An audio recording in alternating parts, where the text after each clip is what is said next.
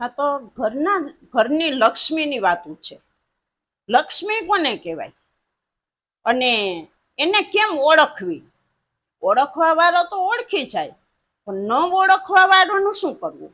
એટલા માટે લક્ષ્મીનું શું છે અને લક્ષ્મીને કેમ અપનાવવી એ આપણે આગળ જઈએ અને જોઈએ અને જાણો, અને તમને ખબર પડે કે આ લક્ષ્મી શું છે. આપણા ઘરમાં 3 પ્રકારની લક્ષ્મી આવે. 3 પ્રકાર. એક તો દીકરી બનીને આવે આપણી ઘરે, બીજી વહુ બનીને આવે છે લક્ષ્મી હો, અને ત્રીજી માં બનીને આવે છે. આ 3 લક્ષ્મી છે.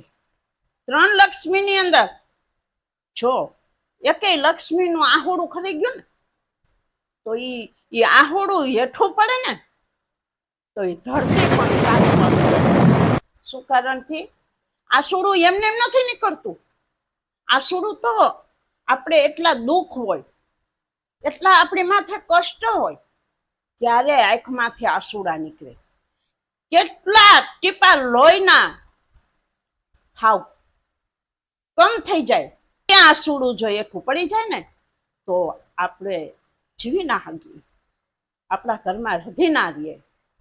ઘરની લક્ષ્મી હંમેશને માટે રોવે ને તો માની લેજો, હું તો કહું જ છું, મારી સપ્તાહની અંદર પણ કહું છું કે કોઈ પણ દીકરી હોય કે કોઈ પણ વહુ હોય કે કોઈની માં હોય તો એનું આસુડું ના પડવતા. પત્ની હોય ને એ રોવે ને તો હું એ પુરુષને કહું છું કે પત્નીને રોતા તમે જુઓ ને એટલે તમારે માનવાનું કે તમારો દિવસ હેઠો પડવાનો છે. કોઈની માં રોતી હોય તો માની લેજો કે તમારું કાંઈક ધનોત પનોત થવાનું છે.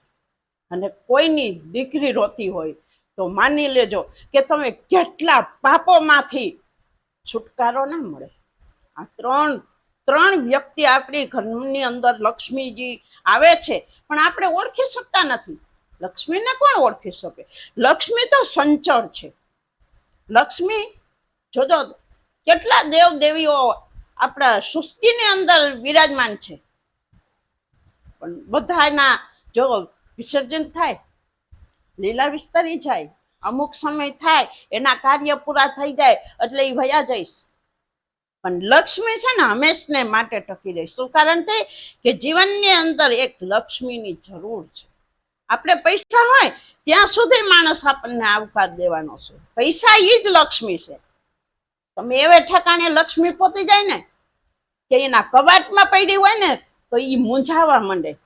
ત્યારે એ લક્ષ્મી બોલે કે મને આટલા કબાટની અંદર પૂરે છે, પણ મને કોઈ એવા સંતના ખિસ્સામાં બેહાડી દે ને તો હંમેશને માટે હું એનું આયોજન કર્યા કરું. હું અનેક દુખિયાઓના દુઃખ મટાડી શકું, અનેક ભૂખ્યાઓના ભૂખને મટાડી શકું. હું એના અન્ન કોઠાર ભરી દઈશ. એવે ઘેરે એવા ખિસ્સામાં મને હંમેશને માટે રાખો. લક્ષ્મી છે એ આપણું જીવન છે. લક્ષ્મી જ છે ને એ જ આપણું રોશની છે. લક્ષ્મી વગરનું નકામું છે. એટલા માટે કહું છું કે 5 પૈસા હંમેશને માટે કમાજો અને 5 પૈસા બચાવજો. કોક દુખિયા હોય ને એને દેજો. કારણ કે પૈસા છે ને તમારી પાસે 5 રૂપિયા કે 25 રૂપિયા હોય કે 5 લાખ રૂપિયા હોય તો ઘણા એવા જોઈએ છે કે પ્રોગ્રામ કરે અને રૂપિયા ઉડાડે. એની મને વિરોધ નથી, મને વિરોધ એ છે કે રૂપિયા ઉડાડો છો એ તમે માને ઉડાડો છો, લક્ષ્મીને ઉડાડો છો. લક્ષ્મીના ચરણમાં આપણે જઈને દંડવત કરવા જોઈએ, એને બદલે તમે એને ઉડાડીને ઘા કરો છો. ત્યારે લક્ષ્મી પણ આંખમાંથી આંસુડા પાડતી પાડતી બોલે કે મારી પરિસ્થિતિ આવી કે આની પાસે મારી કાંઈ કિંમત જ નથી.